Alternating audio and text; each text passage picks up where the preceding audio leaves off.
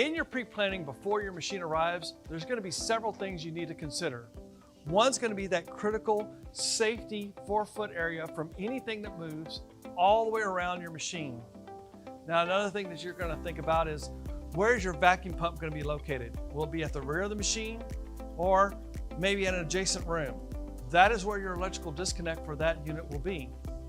Another consideration is, where's your dust collector going to be so that that bag can easily be accessed and emptied for particulate removal. You need to think about where you're going to drop your hose for your dust collection. It should be dropped into the center of your working table. Now you have some other considerations like an operator stand.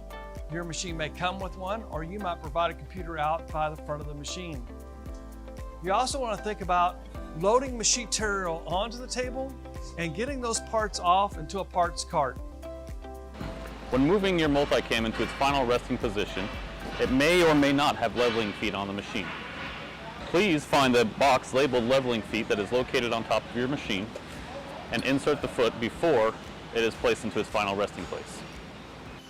In order to put your leveling feet onto your MultiCam system, simply take off the top nut, remove the top washer, insert the leveling foot into the slot of the machine, place on the washer, put on the nut, and tighten the leveling foot. We recommend that you place the bottom nut about ½ of an inch away from the foot and tighten it into position.